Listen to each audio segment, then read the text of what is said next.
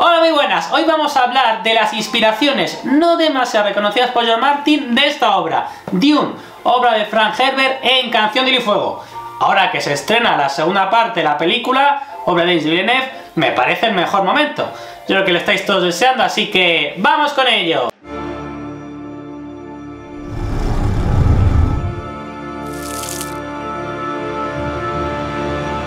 En primer lugar, muchas gracias por ver el vídeo, gracias por darle a me gusta en el vídeo, gracias por compartir el vídeo, gracias por suscribiros al canal. Como siempre, gracias a los nuevos suscriptores. Sabéis que este martes hice un directo, estuvo bastante chulo, recomiendo bastante que lo veáis en diferido, aquellos que no estuvisteis en directo, porque las preguntas fueron muy buenas. Preguntas sobre la saga, preguntas sobre la Casa de Dragón, los spin-offs de Juego de Tronos. Creo que fue realmente interesante. También os quiero comentar que este mes de marzo, pues como llevo haciendo creo que ya 5 años entre los terrenos y mi canal, vamos a hacer contenido especial. Voy a estar con varias amigas para hablar de sagas legendarias y también personajes de Canción de Hielo y Fuego, incluso localizaciones de Poniente, que son también localizaciones del mundo real y me parecen grandes temas para vídeos. Y luego deciros que bueno, que este mes de marzo va a ser tranquilito, aunque bueno, sí que a nivel de Tolkien vamos a hacer un evento bastante chulo en Madrid, pues el Día Internacional de la Tolkien, que es el 25 de marzo, pero bueno, como el 25 es entre semana, va a ser el 23, si no me equivoco, que es el sábado, el tercer fin de semana de marzo. Vamos a hacer un evento en Akira Comics, estar muy atentos a las redes sociales de la Asociación Tolkien Española, también de Akira Comics, para hablar de este tema. Y bueno, no me enrollo más, que aquí he venido aquí a escucharme hablar de Dune, este libro maravilloso que me leí por primera vez. Me leí Dune antes de Canción de Hielo y Fuego, hace ya muchos años, y de la obra de George Martin. Porque George no la ha reconocido, pero de verdad, hay muchas cosas de la saga que vienen, yo creo, en mi opinión, y también de más gente, de la obra del autor, señor Herbert. Lo primero que voy a decir es que ya he grabado un vídeo hablando principalmente del personaje de Bran Stark y su conexión con Paul Atreides. De ese vídeo lo grabé en 2021, si no me equivoco, cuando salió la primera de las películas. Así que del tema de Bran y Paul Atreides, hablando de política y magia, cómo Bran se puede convertir en un rey de Poniente a la usanza del dios emperador que se convierte Paul Atreides en Dune, ya tengo un vídeo entero hablando de eso, así que no voy a entrar. Lo primero que voy a decir es que creo que la inspiración más clara, y todos lo que hemos leído Canción de Hielo y Fuego y todo lo que hemos leído Dune, o al menos hemos visto la primera película, es cómo la Casa Atreides y su caída, para mí, es una gran influencia y lo que sucede con la Casa Stark y su caída, al menos al principio de la historia en Juego de Tronos. De igual manera, más adelante en la saga, evidentemente los Atreides van a ganar muchísimo poder. No va a hablar de Dios Emperador o de Mesías de Dune, y ya no hablemos siguiente de las siguientes novelas obras de su hijo, de Brian Herbert, que son manifiestamente peores que el original. De la misma manera que para Danza de Dragones los Stark han recuperado fuerza, y ya sabemos que Vientos de Invierno, especialmente Sueño de Primavera, van a ser libros con victorias importantes para la Casa Stark, ¿no? Pero bueno, yo creo que la comparación es bastante clara. Los Atreides llegan a un nuevo planeta, que es el planeta Dune, un territorio que les es desconocido. El líder es una figura muy respetada, que es muy bueno haciendo su política, pero quizá no sea tan bueno haciendo otro tipo de políticas, como es Leto Atreides. Llega a un planeta, tiene que ocuparse, gestionar ese planeta, y ahí sufre un ataque por parte de quienes deberían ser sus aliados. E incluso las más altas instancias también le traicionan, y ve cómo su familia cae, cómo él muere, cómo otros miembros de su familia mueren, sus protectores o guardianes mueren, y sus hijos quedan bastante vulnerables en un territorio realmente hostil para ellos. Las comparaciones con la Casa Stark son evidentes. También la Casa Stark se desplaza a un sitio diferente para ellos, como es Desembarco el Rey, después de haber sido los Guardianes del Norte, de manera que los Atreides gobernaban su planeta, más bien su sistema de planetas. De alguna manera, claramente la figura de Ned Stark bebe mucho de Leto Atreides, también una figura noble, con gran prestigio, con gran reputación, que es puesto en un escenario en el cual no domina, en el cual es un buen político, pero quizás no es el mejor político para este lugar, y cómo es traicionado. Si Leto Atreides es traicionado por los Harkonnen y por el Emperador, pues digamos que él sabía ya que los Harkonnen no eran amigos suyos, pero solamente no contaba con que el Emperador no fuera a ser neutral y ayudase a su caída. Pues de la misma manera Ned Stark contaba con que los Lannister eran enemigos suyos, seguramente contaba con más apoyo de Robert, pero seguro que lo que no sabía es que Meñique le iba a traicionar, que Varys y Renly pues iban a ser neutrales y no iban a hacer nada para evitar este golpe de estado. Las figuras de Leto Atreides y Ned Stark son claramente comparables y de la misma manera los hijos Stark quedan vulnerables. Arya tiene que huir del desembarco del rey y Sansa tiene que sobrevivir como puede en un entorno político tremendamente complejo. Vamos, es una frase bastante habitual, ni Sansa hubiera sobrevivido estando en el lugar de Arya, ni Arya hubiera sobrevivido estando en el lugar de Sansa. De la manera, Paul se queda junto con su madre, con Jessica, se queda en un entorno realmente hostil y bueno, sobreviven debido a que tienen ciertas capacidades bastante sobrenaturales. Y he hablado mucho de la comparación y se habla mucho entre Leto Atreides y Ned Stark. Creo que el personaje Leto no está tan explorado. El personaje de Stark sí, yo creo que Ned es más inteligente y mejor político que Leto, pero admiro el debate. Y me parece interesante la comparación entre Jessica y Catelyn Stark, con asteriscos y matices, sabiendo que Catelyn no tiene las capacidades mágicas de la Bene Gesserit que tiene Jessica, la esposa del duque Leto y la madre de Paul Atreides. Pero a mí me llama la atención su interés en la política y sus enormes conocimientos políticos. En el campo de Dune, los conocimientos de Jessica son casi más conocimientos a través de la magia, la genética, las brujerías de la Gesserit, pero si digo que Catelyn Stark es un animal político, es de los mejores políticos de Canción de Hielo y Fuego, es tremendamente inteligente, sabe muy bien cómo se gestionan las situaciones y cómo lidiar con asuntos, lidiar con vasallos, lidiar con nobles, con quién me puedo aliar, matrimonios de conveniencia. Jessica también tiene este enorme conocimiento de política, de matrimonios, de arreglar, de cómo utilizar a sus subalternos o sus vasallos para lograr sus propios fines, para beneficiar a sus hijos. Repito, nos pueden parecer además figuras muy diferentes, pero hay que recordar que Catelyn se va a convertir en un personaje mágico, porque Catelyn va a resucitar, se va a convertir en el corazón de piedra, y Jessica, pues ya de por sí es un personaje mágico por sus poderes vinculados a ser una Bene Gesserit. Y queda como tercer elemento clave como magia heredada, que es el personaje Paul Atreides y el personaje Bran Stark. Paul Atreides, hijo de Leto y de Jessica, Bran Stark, hijo de Catelyn y de Cersei, y en ambos casos tenemos una sangre mágica que pues evidentemente lo va a condicionar, pero de todo eso ya hablé en el vídeo de Bran como dios emperador. Lo que pasa es lo que tiene Leto, lo que tiene Paul Atreides, que es esta sangre mezclada, Harkonnen y Atreides, que además por la herencia, por supuesto, Bene Gesserit, que sea hija de una Bene Gesserit, le provoca aún más poderes mágicos. Esa capacidad mágica de líneas de sangre que se cruzan y crean una figura única con poderes de ambas ramas, en Canción de Hielo y Fuego no es tanto Bran, sino Jon Nieve. Jon Nieve, que por supuesto es Canción de Hielo y Fuego, que tiene la sangre Stark, la sangre de los antiguos dioses, la magia del norte por parte de su madre Lyanna, y tiene la magia de fuego de los dragones de la antigua Valyria por parte de su padre, de Raegar. Bran Stark, ya digo que sin tener esa sangre doble, como comenté en el vídeo, lo que tiene Bran es que siendo un Stark norteño, hijo de norteños y bueno, tiras de las Rías, que es también, bueno, no, desde luego no tiene la magia Valyria. Si se le suma la magia Valyria, la magia Cuervo, la magia Targaryen, cuando una parte de la esencia de Cuervo de Sangre de Brynden Ríos, que también es un personaje mágico con influencia de fuego y de hielo, de magia del norte y magia Valyria, Stark y Targaryen, porque eres un bastardo Blackwood, herencia norteña, antiguos dioses, primeros hombres, etcétera, con Targaryen, de manera que eso es el resultado de Brynden. Brynden le transmite eso a Bran cuando se fusione con él, o una parte de su esencia se vaya con él en Vientos y Vinos. Yo creo que todo esto que os he dicho ahora os suena bastante conocido, es bastante evidente. No creo que haya sido aquí ningún genio para descubrir lo que estoy diciendo ahora, pero más que estos detallitos, creo que ahí vamos a tocar algunos conceptos más profundos que para mí también George Martin en Canción de Hielo y Fuego bebe de Dion. Hay comparaciones que yo veo en internet que me gustan, pero que no me vuelven loco. Por ejemplo, bien comparar la Bene y el Axu, que son unos asesinos que son bastante despreciados en el entorno de Dion por los hombres sin rostro, que también son una secta, también son asesinos. Pero yo creo que no gozan de ese desprecio o están tan mal vistos, o desde luego no pertenece a la nobleza.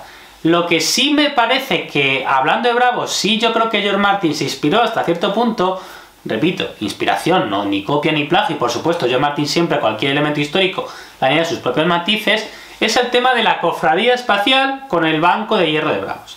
La cofradía espacial es, bueno, una de las, seguramente la entidad no vinculada a ninguna familia ni al propio emperador más importante del universo de Dune, es quien ayuda a gestionar los viajes en el espacio, y para viajar en el espacio se necesita la especia.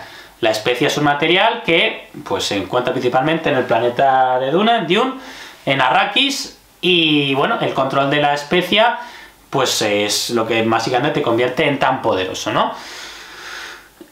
Y básicamente, si la cofradía espacial van contigo, te va a ir muy bien. Si la cofradía espacial te ha puesto la cruz, estás condenado, como le pasa hasta cierto punto con la casa Atreides al principio de la historia. Y de alguna manera, para mí me recuerda mucho al Banco de Hierro de Bravos.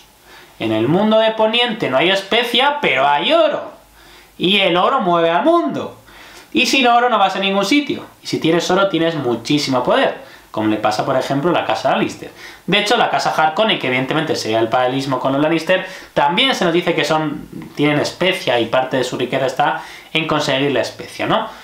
Pero el Banco de Hierro de Bravos, si le hace así a un rey, ese rey va a vivir, y si le hace así a un rey, va a morir.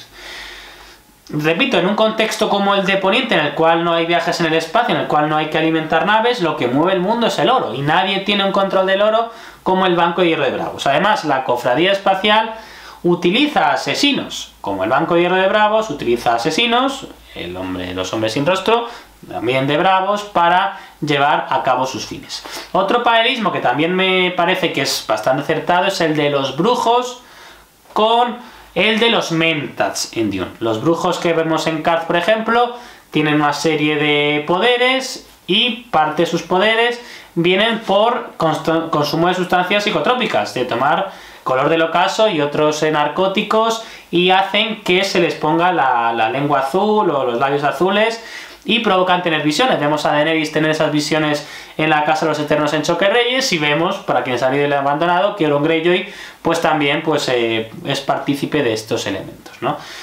De la misma forma tenemos a los Mentats en Dune. Estos Mentats que también tienen unos poderes psíquicos, poderes supranaturales, y también para potenciar estos poderes pues utilizan también sustancias psicotrópicas. También, creo que en este caso no es azul sino rojo lo que toman, pero también les llevan a un estado de alucinación importante. Hay que recordar cuando se publica la historia. Cuando se publica Dune estamos cuando ha empezado el primer eclosión de las drogas en Estados Unidos, poco tiempo después. Y sabéis que George Martin vivió en mayo del 68, siendo jovencito, y fue un hippie. Entonces vivió cierta etapa hippie, por decirlo así, en Chicago, y un poquito en Iowa, aunque en Iowa menos. En Chicago sí era un hippie, aunque iba a la universidad y daba clases, George Martin fue un hippie. Entonces, esta idea del consumo de sustancias potenciando poderes psíquicos, que repito, que esto ni se lo ha inventado Herbert ni se lo ha inventado George Martin, me parece que ve bastante claramente de ahí. No es una cosa que te permita tener de por sí poderes mágicos, sino que yo creo que más bien despierta tus poderes latentes. Creo que a un individuo normal con cero capacidad mágica eso no le haría nada, pero si tienes cierta aptitud hacia la magia, que solo necesita un catalizador, si solo necesitas ser despertado, creo que está ahí. Me parece bastante bien tirada la comparación, y yo creo que encaja bastante. Si ya avanzamos un poco más en la historia de Dune, vemos todavía más paralelismos. Y ya no voy aquí a hablar de Dune, del primer libro, sino de los libros futuros, así que puede haber aquí un poquito de spoilers.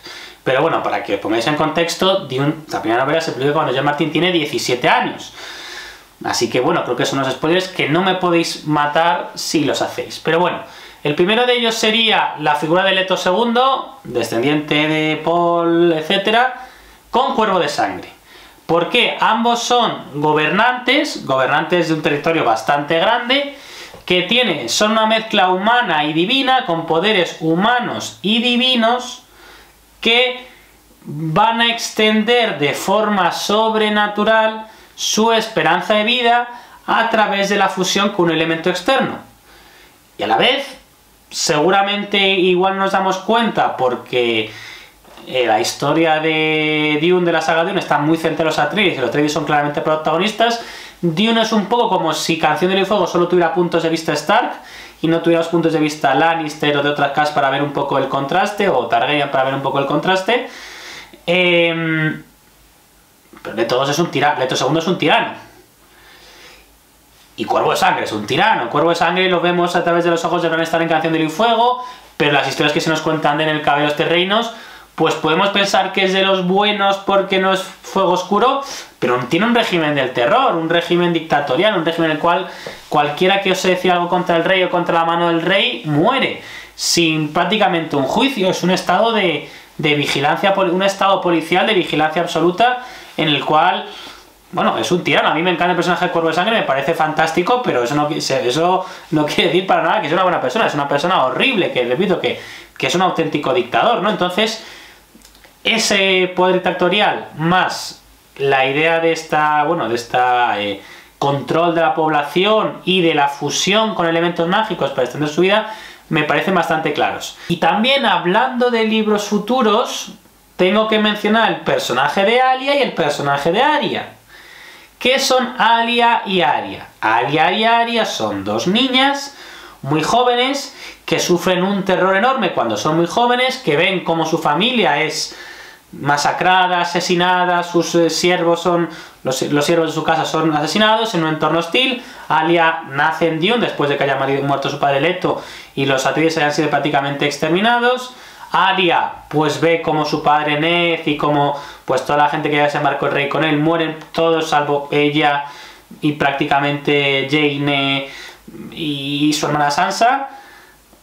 Y ante un entorno en que su familia es masacrada, sufre un enorme trauma, ellas tienen que evolucionar y convertirse en seres mucho más profundos y mucho más maduros y mucho más adultos de lo que deberían, llevando a cabo acciones para los que desde luego nadie de su edad debería hacer. Arya se convierte en una asesina que lleva a cabo logros que es imposible que nadie de su edad de 9 y 10 años pudiera hacer, y Alia, pues no voy a entrar mucho más conceptos de Dune, pero digamos que Alia es una niña que nace súper desarrollada, porque además por su concepción, hija por el consumo además de ciertas sustancias que toma Jessica, que creo que lo vamos a ver más en la película de Dune, provoca que cuando nazca más desarrollada de lo que debería y que tenga unos poderes además psíquicos, mentales, mágicos, frutos de que su madre es una Bene Gesserit, además es hermana de Paul y toda la especia y las sustancias psicotrópicas que ha tomado su madre durante su embarazo, y que también, pues como digo, va a tener una serie de actitudes y de comportamientos que divergen de lo que debe ser una niña.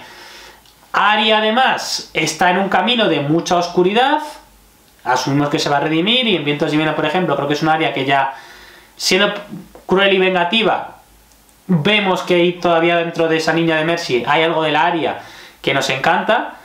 Y de la misma forma, o al menos, perdón, de la misma forma no, Alia en los libros lleva un camino muy oscuro, muy terrible, digamos que incluso de posesión, ¿no? Sin entrar en spoilers, pero digamos que la sangre Harkonnen que tiene Alia por parte de su madre aparece también presente en la historia y va a ser importante en algunos momentos, y también lleva un camino de oscuridad, repito, a ser unas niñas víctimas de, está ahí por ahí abajo, víctimas del trauma y de enorme dolor y vamos, prácticamente del genocidio de su familia. No creo que lo de Arya y Alia sea casualidad. Llamar, por ejemplo, en Carzal, igual que antes de la cofradía de la especia, del gremio de los especistas en Karth, parece más un homenaje, un guiño, porque no parece que el gremio de la especia de Karth tenga mucho que ver a nivel de impacto en la historia con la cofradía de la especia de Dune. Ahí, como he dicho antes, la comparación es más con los hombres sin rostro, pero esto de Arya Alia pues no me parece que sea casualidad, la verdad. Si hablamos de temas más profundos de la historia, luego hablaremos de desarrollo de personajes, creo que es interesante la comparación en que ambas son la competencia por un recurso escaso, la especia en el mundo de Dune, y el trono de hierro, el poder absoluto de Poniente, en el caso de Canción de Hielo y Fuego. Cómo eso provoca las facciones entre casas, de las cuales he hablado al principio, al hablar de la caída de la casa Atreides con la caída de la casa Stark, pero también me parece interesante cómo se habla de los poderes en las sombras. Y he hablado antes del gremio de especistas, pero me quiero más centrar aquí en los poderes en la sombra de asesores de los personajes. Y evidentemente hablo de la Bene Gesserit en Dune, y de los maestres en Poniente. Sabemos que la Bene Gesserit ha estado de influencia durante cientos de años, aconsejando a los emperadores y a los gobernantes, y ellos mismos trazando sus propios planes de matrimonios y de alianzas, para al final conseguir a su elegido, que al final será el personaje de Paul Atreides. Y de misma manera, los maestres han estado aconsejando a nobles y a reyes para seguir sus propios intereses, también por ejemplo para la eliminación de la magia, el fin de los dragones, pero no podemos concebir la rebelión de Robert sin los maestres. Ya tengo un vídeo hablando de las conspiraciones sueños de la casa Stark, y ahí la figura de los maestres es muy importante. Y no habría habido ambiciones sueños de la casa Stark sin maestres, y no habría habido rebelión de Robert sin maestres, ¿no? Me parece interesante estas figuras en la sombra en un entorno político en el cual hay una competencia por un recurso muy escaso. Y también, y esto yo creo que es bastante claro y por algo son obras que nos encantan, es magnífico en ambos la deconstrucción de personajes heroicos pero con fallos, y a la vez la crítica al heroísmo absoluto, la crítica al poder absoluto. Yo creo que evidentemente los dos aman a Tolkien, el poder absoluto corrompe absolutamente, aunque esa frase no es de Tolkien, creo que es de Chesterton, aunque Chesterton ni siquiera sé si fue el autor original. Hay que decir, a Tolkien no le gustaba nada Dune, pero bueno, Tolkien tenía gustos muy raros y no le gustaba casi nada. Pero bueno, los personajes de Canción de Hielo y Fuego son fantásticos, para mí son mejores que los de Dune, para mí nadie ha creado en fantasía personajes como George Martin, ni siquiera Tolkien en cuanto a calidad de personajes. Y son personajes imperfectos, no son héroes divinos, caballeros de la blanca armadura incorrompibles. Y Dune es la historia de la casa Atreides, pero vemos cómo pues Jessica es una persona ambiciosa, Leto tiene sus fallos, pero especialmente Paul, vamos a ver que se va a convertir en un gobernante bastante tiránico. Ya digo que una diferencia fundamental entre Canción del Fuego y Dune, por lo cual un punto que Canción del Fuego es superior, es que tenemos más puntos de vista, y no solamente vemos lo que pasa con los Stark, sino vemos también un punto de vista Lannister, un punto de vista Targaryen, mientras que la historia de Dune está tan centrada en los Atreides, en Paul, en Jessica, luego en Alia, etcétera, y después de sus hijos, etcétera. No vamos a entrar tampoco en novelas mucho más de Dune, pero al no tener un punto de vista definido, Harkonnen, que además que no sea casi paródico, porque vemos escenas de los Harkonnen y son prácticamente, no le vemos una necesidad de profundidad, o no tenemos un punto de vista que nos haga realmente preocuparnos de los Harkonnen, como si tenemos a Tyrion, por ejemplo, en Canción de Hielo y Fuego, o evidentemente la casa Targaryen, que son a quienes se les ha usurpado el trono, según ellos, pues nos permite tener un poco de que nos falta cierta visión de conjunto. Pero los personajes Atreides son imperfectos, tienen fallos, carecen de ser idealistas y absolutos, y eso realmente me parece que está muy bien construido en la historia. Hablando de temas de la historia del theme en inglés, creo que también hay un componente evidente de o ecología o relación con el entorno particular, que ese entorno tiene un impacto real en la trama. El más evidente es la importancia de la especia en Dune, que Herbert lo comparaba con el petróleo. Herbert tiene la famosa frase diciendo que el petróleo se acabaría en 20 años, y ha pasado medio siglo y todavía queda bastante petróleo, pero bueno, Herbert era profundamente ecologista, era hippie. Mi padre es ingeniero de montes, yo soy un poco hippie para algunas cosas, no tengo nada contra los hippies, ni mucho menos, pero que era muy hippie, muy de proteger la naturaleza. Dune tiene, aparte, Dune es increíble, Dune tiene filosofía, teología, muchísima ciencia, el mundo de Dune está súper detallado a nivel científico, matemáticas y mucha ecología, etcétera.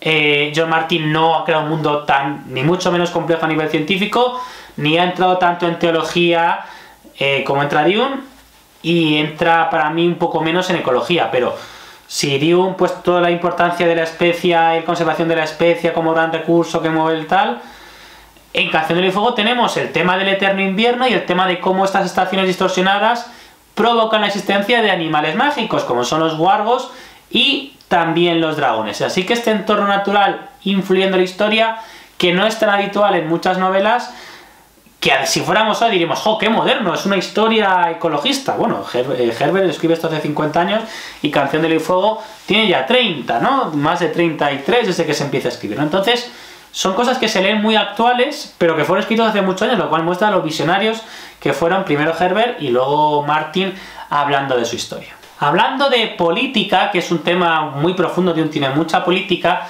y de Canción de Hielo y Fuego, creo que ambos comparten un rasgo que es la fragilidad del poder vigente al inicio de la historia, lo cual permite la aparición de figuras externas, de outsiders, de extraños, de gente en los márgenes que llega a la parte principal y va a ser importante para la historia. En Dune tenemos evidentemente que el emperador es una persona hedonista y cegado de poder y ambición hasta el punto de que no sabe realmente lo que tiene encima, y ese puro hedonismo va a llevar a que pues Paul Atreides consiga fácilmente, relativamente fácil, el poder. En Canción de Hielo y Fuego tenemos que el reinado de los Targaryen, como vemos, sin dragones realmente era un poco una ilusión y se vio que tampoco tiene tantos aliados, y el reinado de Robert vemos que realmente se derrumba y que de sus narices se forma una rebelión que al final va a provocar una guerra y que aparezcan 5 reyes diferentes en Poniente. Esta debilidad del gran poder absoluto del emperador y del trono de hierro en parte propicia o fomenta la aparición de figuras de los márgenes de la historia que son claves.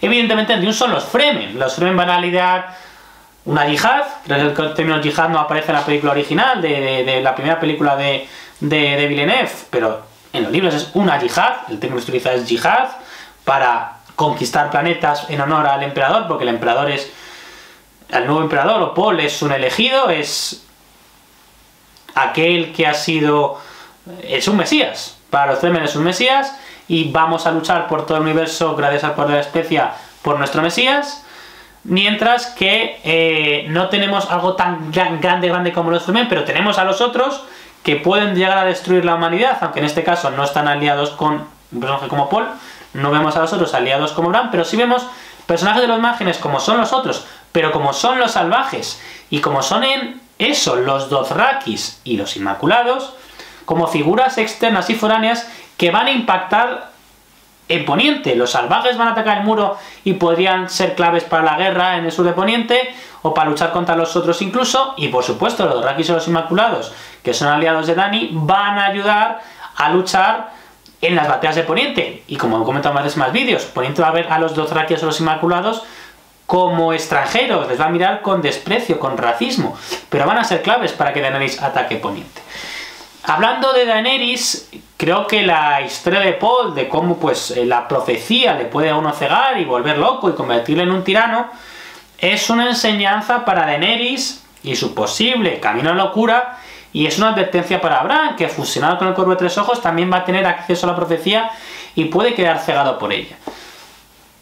Creo que es muy interesante analizar, claro, Dune es una obra inacabada y Canción de Hielo y Fuego no, y tenemos solamente el final de la serie Juego de Tronos. En la serie Juego de Tronos, el Bran que acaba como rey al final de la historia no es el Bran del inicio de la historia. Y Daenerys acaba vuelta loca, embriagada de poder, convirtiéndose en una tirana. ¿Cómo se convierte Paul Atreides en Dune? Entonces, ya digo, creo que la figura de Paul Atreides se bifurca en 3 en Canción de Hielo y Fuego. En Bran, lo que hablé en el vídeo de hace 2 años y medio. En Jon por el tema de la sangre de los dos lados, magia de ambos sitios. Y en el tema de Daenerys en cuanto a una líder aupada por un ejército externo que consigue un enorme poder. Además, pues Daenerys tiene los dragones, además de estos Dothrakis Inmaculados. Y cómo utilizar ese poder más allá de estar absorbido por la profecía para no convertirte o sí convertirte en un tirano. Me parece, yo creo que también que es un tema que creo que George bebe bastante de Herbert, la verdad. Tenemos también ya incluso detalles que podrían parecer casi obscenos. Margot Fenring le manda un mensaje a Jessica de que puede haber un intento de asesinato. Y Paul sufre intento de asesinato. Cersei recibe un mensaje de Lysa, pero en este caso era un mensaje trampa, un mensaje mentiroso, advirtiéndole, y Bran va a sufrir un intento de asesinato. Estos son ya más comparaciones cogidas un poco con pinzas, pero si nos ponemos a fijar punto por punto la historia, creo que hay elementos muy importantes. Son detallitos, pero que llaman la atención.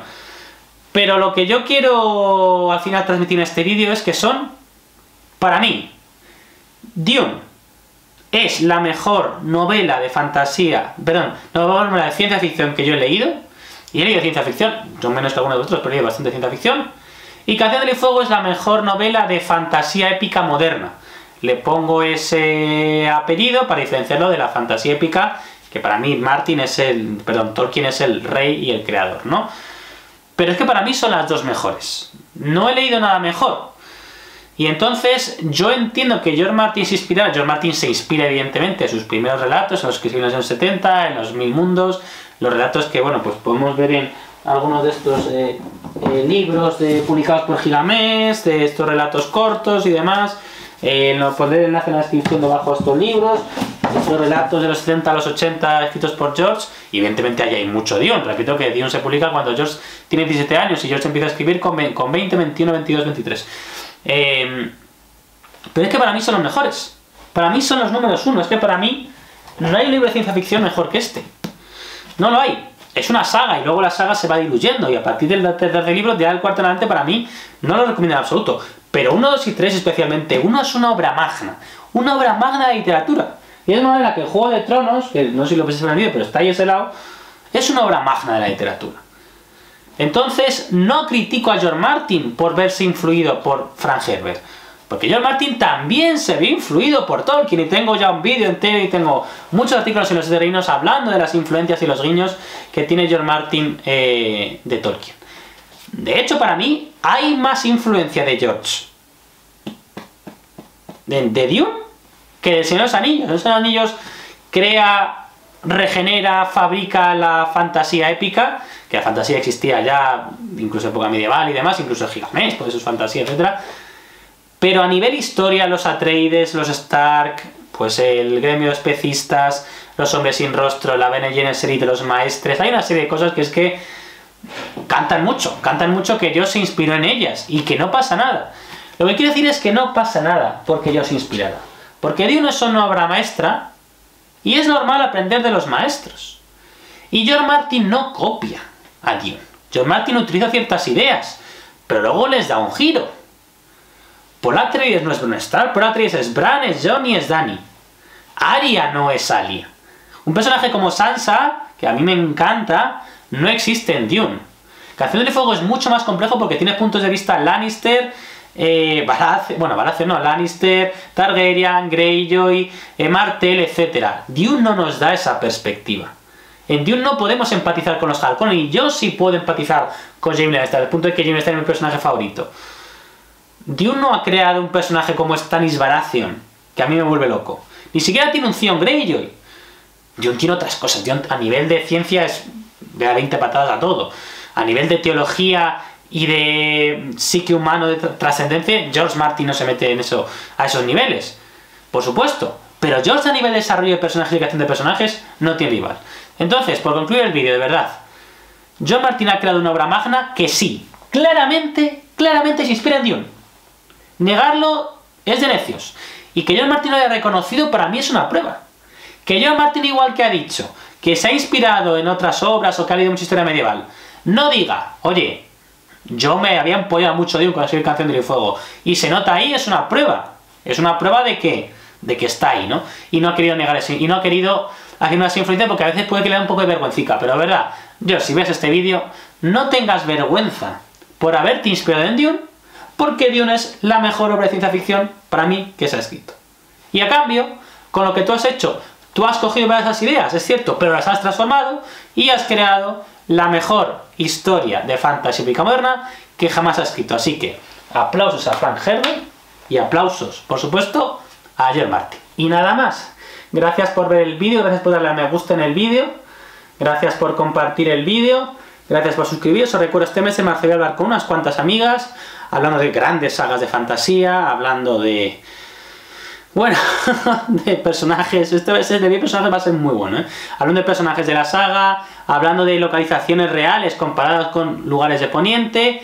También, como os he comentado antes, vamos a hacer una actividad muy chula sobre Tolkien en Madrid, pero bueno, eso para fans de Tolkien está atento a nuestras redes.